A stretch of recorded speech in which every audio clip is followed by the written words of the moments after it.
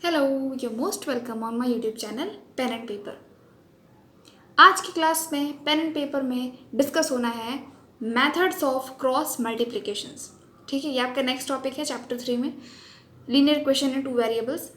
So method of cross multiplication, ये पहले मैं आज आपको सिर्फ इंट्रो बताऊंगी, ठीक है, और नेक्स्ट वीडियोस में आपको इससे कुछ रिलेटेड एग्जांपल्स मिलेंगे। सो जिनको इंट्रो समझना है वो इस वीडियो को पूरा देखें और एंजॉय करें, राइट। So method है the system of two equations, the system of two linear equations a1x plus b1y plus c1 is equals to 0 and a2x plus b2y plus c2 is equals to 0। ये आपको दो equations दी हुई हैं। अब मैं आपको बता रही हूँ कि ये जो मेथड है आपका क्रॉस मल्टीप्लिकेशन, ये किस तरह से वर्क करता है। ठीक है, तो अगर आपके पास दो इक्वेशंस हैं दो वेरिएबल्स में, linear equations where a1 by a2 is not equals to b1 by b2, अगर a1 by a2 b1 by b2 के इक्वल नहीं है then it has a unique solution. तो ऐसे कितने सोल्यूशंस होंगे? Unique solution. आपको अगर याद हो तो मैंने लास्ट क्लासेस में आपको बता रखा है कि इनकंसिस्टेंट सिस्टम किसे कहते हैं, कंसिस्टेंट सिस्टम किसे कहते हैं। और कंसिस्टेंट के अंदर आता है कि it has at least one solution, ठीक है, और इनकंसिस्टेंट क्या आता है कि इट हैज़ नो सोल्यूशन।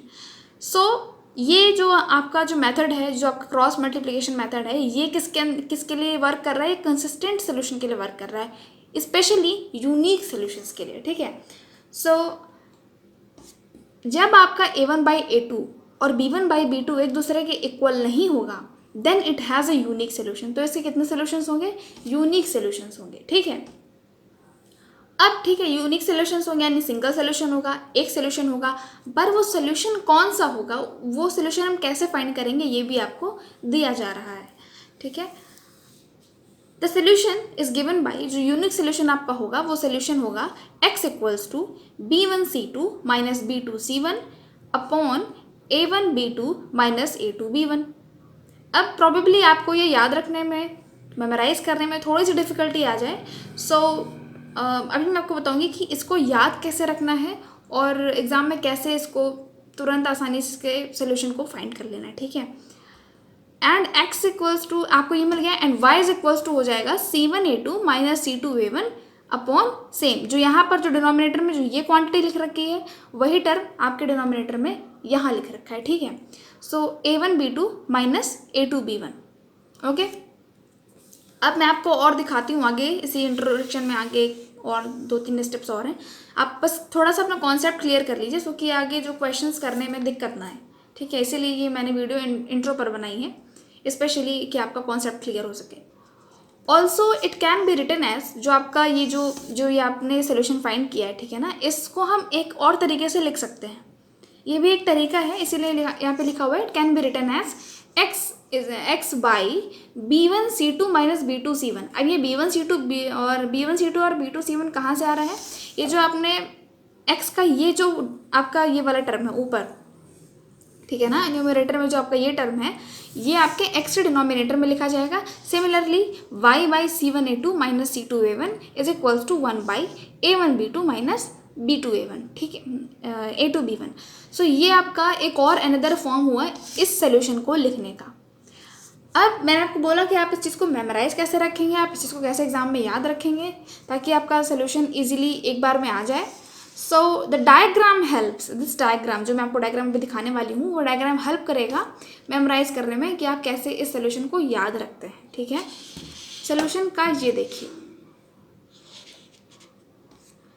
जब आपको x की वैल्यू फाइंड करनी हो, ठीक है, अब ध्यान से समझना इस बात को, जब x की वैल्यू फाइंड करनी हो, y की वैल्यू फाइंड करनी हो, तो आपको सबसे पहले क्या करना हो, कई जगह पर आपको इसे 23-12 मेथड में भी समझाया जाता है, बट मैं यहाँ पर आपको उस मेथड के बारे में ना बताकर सिंपल सी बस एक ट्रिक बताऊंगी।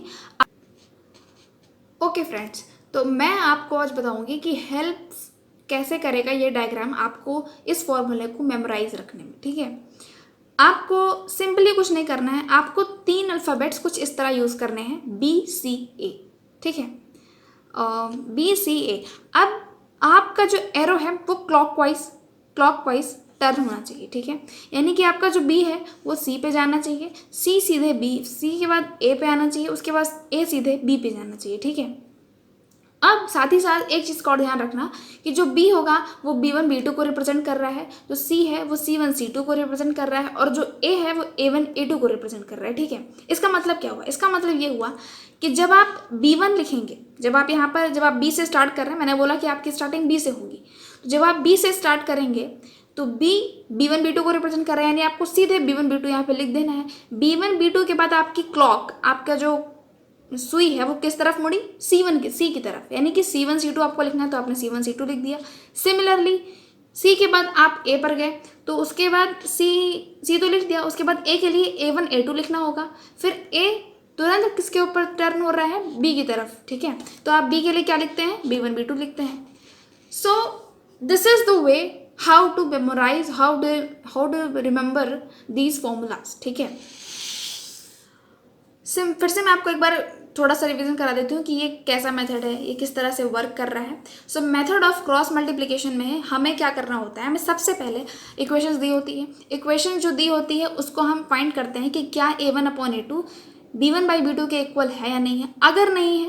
अगर नहीं है तो it has a unique solution. ठीक है, it has a unique solution, यानी कि एक कंसिस्टेंट सिस्टम है यूनिक सोल्यूशन के साथ, और जो सोल्यूशन होगा वो दिया होगा x equals to B1 C2, मतलब this quantity by this quantity. ठीक है, अब आपको ये क्वांटिटी याद रखने की ज़रूरत नहीं है, बस थोड़ा सा जो ट्रिक है वो आपको याद रखने की ज़रूरत है। सो x की वैल्यू ये है, y की वैल्यू ये है। Also can be written in this form. ठीक है, मैं आपको इन दोनों फॉर्म से एक एग्जाम्पल्स आपको मैं बताऊंगी। ठीक है, जो आपको नेक्स्ट लेक्चर में मिलेगा। इस लेक्चर में सिर्फ इंट्रो पे डिस्कशन होगा। ओके, सो अगर मैं इस फॉर्मूले को मेमोराइज करने की बात करूँ, कैसे इसको रिमेंबर रखते हैं, तो सबसे पहले आपको XYZ यहाँ पे लिख लेना होगा। उसके बाद B1 B2 C1 C2 A1 A2 B1 B2, ये चीज़ कैसे याद रखनी है? सिंपली आप B से स्टार्ट करेंगे, BCAB।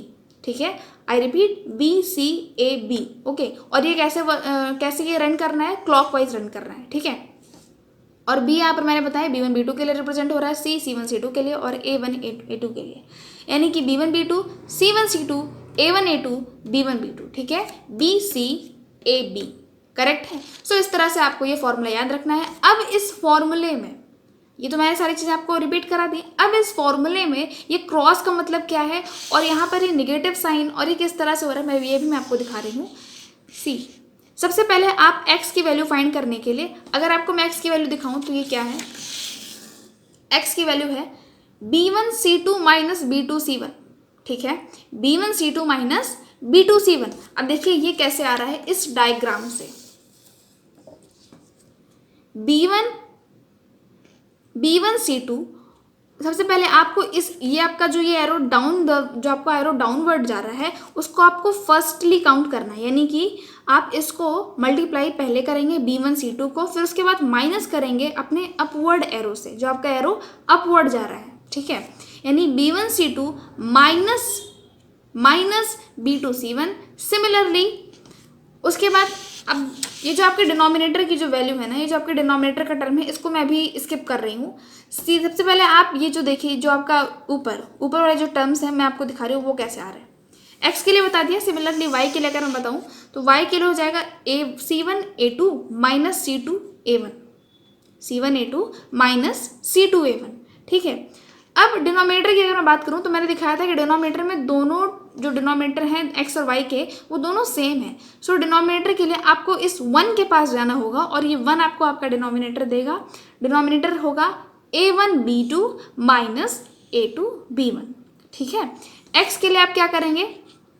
आप x लिखेंगे, उसके बाद इसको मल्टीप्लाई करके यहाँ लिखेंगे, फिर माइनस ये मल्टीप्लाई करके यहाँ लिखेंगे, अपॉन आप 1 की क्वांटिटी यानी कि A1 B2 minus A2 B1 लिखेंगे यहाँ पर। ठीक है, अगर मैं आपको बिना किसी देरी के रफ पेपर पे समझाऊँ आप कैसे कर रहे हैं। आपने x लिखा, ठीक है, आपने x लिखा, x इक्वल्स टू मैंने क्या बताया आपको, सबसे पहले इसको मल्टीप्लाई करना है। B1 C2 minus upward arrow B2 C1। ठीक है, अपॉन अब जो डिनोमिनेटर वाला मैंने कहा कहाँ मिलेगा आपको, वो आपको इस वन वाले क्रॉस मल्टीप्लिकेशन की तरफ जाना होगा, और ये आपको देगा A1 B2 A1 B2 minus B1 A2, ठीक है। ये आपकी हो गई x की वैल्यू। सिमिलरली आप y की वैल्यू कैसे फाइंड करेंगे, C1 A2 minus C2 A1, C1 A2 minus C2 A1। सो लिख लेते हैं C1 A2 minus C2 A1 upon, अब क्योंकि डिनोमिनेटर सेम है तो डिनोमिनेटर में एज इट इज लिख दे रही हूँ यहाँ पे B1 B2 minus B1 A2, ठीक है। तो ये आपकी हो गई x और y की वैल्यू। अब चलिए मैच कर लेते हैं क्या ये वैल्यू बिल्कुल सही लिखी है, ठीक है। So the value is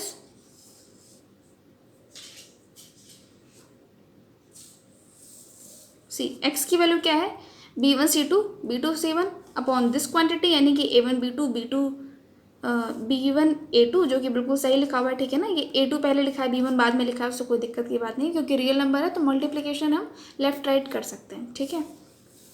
similarly आप y की वैल्यू पे चेक कर सकते हैं, y की वैल्यू भी इजीली हमने निकाल ली, यानी कि इस चीज़ को हमें याद करने की ज़रूरत नहीं है। आप सिंपली ये डायग्राम बनाएंगे, डायग्राम बनाने के बाद आप ये जो मैंने दिखाया है आपको, ये क्लॉकवाइज जो ये आपको मैंने डायग्राम दिखाया है BCAB, ये आपको बस याद रखना है। और साथ ही साथ याद रखना है कि B किस पेयर को डिनोट कर रहा है, C किस पेयर को और A किस पेयर को। सो आप इजीली अपने x और y की वैल्यू फाइंड कर सकते हैं। बट ध्यान देना अपने क्वेश्चन में कि आपको तभी यूनिक सोल्यूशन मिलेगा जब ये कंडीशन सेटिस्फाई होगी, ठीक है। सो मिलते हैं अपने नेक्स्ट वीडियो में इन्हीं क्वेश्चंस, इन्हीं जो आपके एग्जांपल्स आपने जो पढ़े, जो आपने ये फॉर्मूला पढ़ा, उस पर बेस्ड कुछ एग्जांपल्स, कुछ क्वेश्चंस के साथ। सो अगर आपको वीडियो अच्छी लगी तो लाइक करिए, कमेंट करिए और शेयर करिए दोस्तों के साथ, और सब्सक्राइब करना बिल्कुल मत भूलिएगा, ठीक है। सो मिलते हैं अपने नेक्स्ट वीडियो में, टिल देन बाय बाय।